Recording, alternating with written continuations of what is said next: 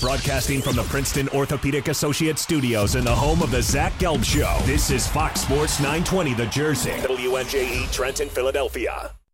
Ready? It's time to talk sports. National, local, professional, completely unprofessional, high school and college. Let's take it even further off the hook. It's the Zach Gelb Show. We are rolling On Fox Sports 920 The Jersey.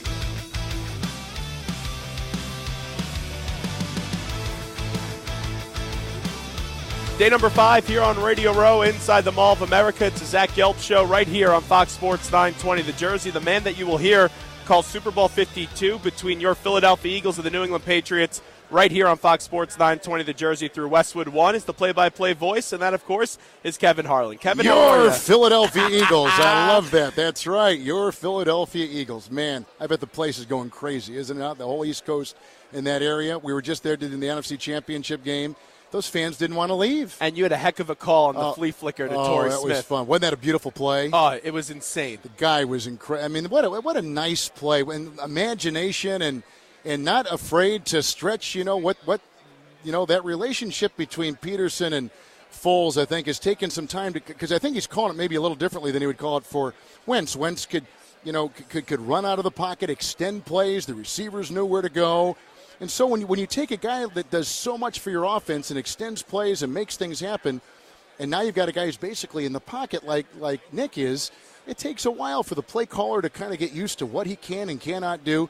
I thought that game was like this birth of a whole new way to use those great weapons he's got on offense. But really what makes this Eagles team fun is no one thought they would be here number one, but if you look at where this team is, how they're operated and how they're led, no one gave Howie Roseman a chance. No one gave Doug Peterson a chance. Isn't that an amazing story? I know it. And then the ups and downs of the season, Carson goes down, they're not going to make it, and they're still here. You lose your left tackle. You lose Sproles. Maragos is out in the secondary.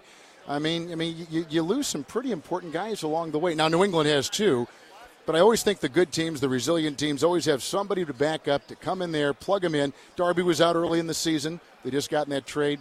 So Howie has done an outstanding job. He's got to free get agency. I agree. The draft, undrafted free agents, trades. How about seeing through the scars of Alshon Jeffrey in Chicago, thinking that he could fit in your offense?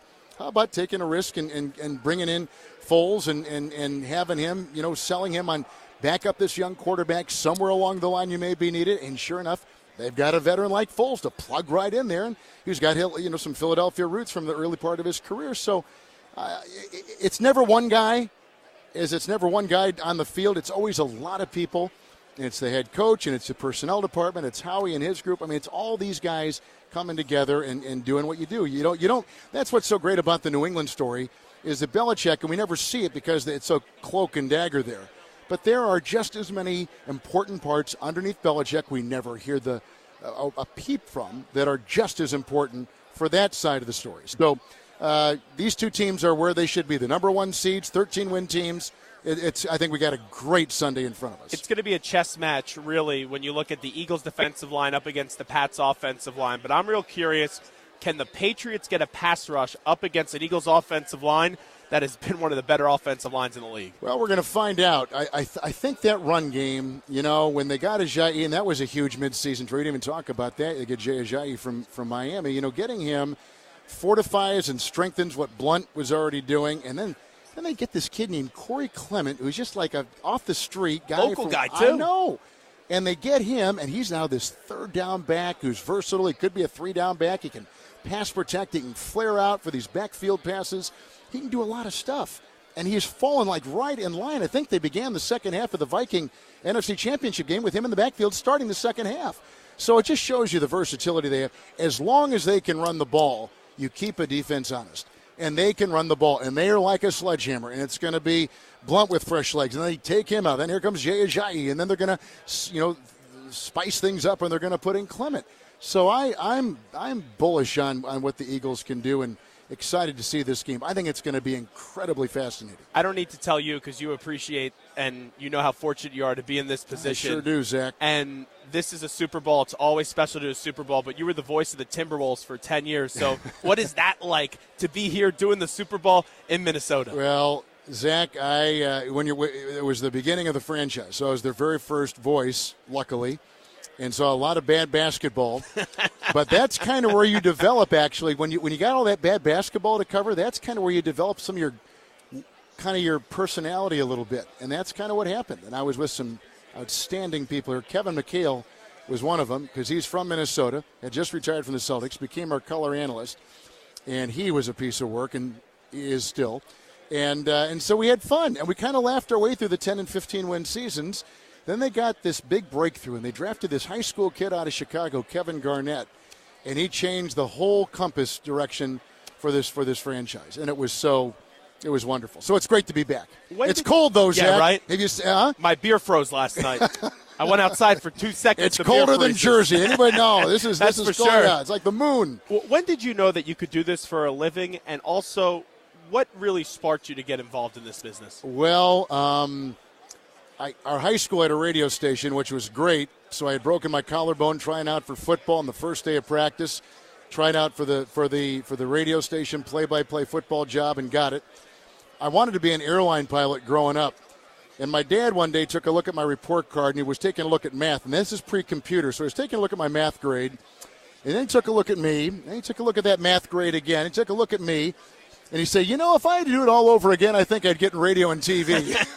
And that's what I did. And I followed, the voices in my head from my youth are John Facenda from the Philadelphia area. Sure.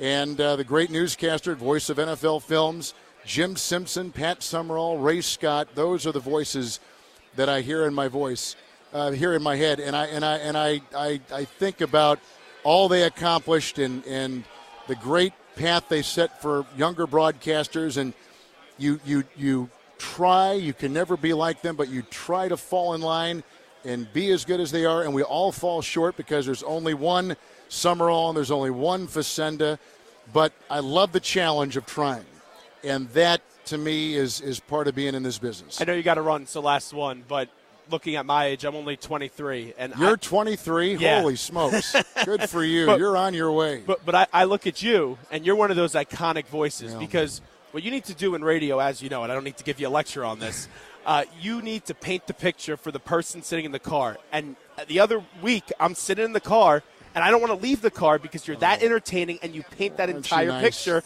and you're one of those iconic voices. So, what does that mean when you hear – you look up at guys, and you probably said this to guys that you were close with in the business or idolized, and now you hear that in that position? Well, I'm incredibly touched, and thank you for your kind words. When I was your age, what I wanted to do more than anything else was radio play-by-play. I didn't even think about television. TV just kind of happened, and I'm grateful it did. But radio is my first love, and but to hear you say that, because I was in your position and 23 and just getting my start, not as good as you. It took me a while, and I'm still evolving. But I appreciate your kind words, and it means a lot from someone younger in the business to hear that. And you know what? If you're like me, and I sense you are, you'll wake up every morning and your feet will hit the ground. You say, "Thank God I'm in this business." Right. I love what I do, and if you love what you do, you'll never work a day in your life, and you'll always want to improve, and that kind of serves as your mentor, your own want to be better. And I sense you're like that, and it's a fun journey. It's a great journey to be on. It's a great business. Heartbreaking at times, but overall incredibly gratifying, and you feel blessed to find something, whether it's this or whatever, but if you find something you love doing, it sure makes a difference. Well, thank you. Have a great call, and also poke some fun at the big blondie that you're doing the call with coming up on Sunday. What about that guy? Huh? Oh my God, he's a good friend of the show. He is a horse we can ride. He is a big blondie. Zach, Kevin, thanks so much. A real pleasure to meet you. Nice to be on with you. Thank you for having me. Great to meet you. That's Kevin Harlan. We'll take a break. Be back right after this on Radio Row.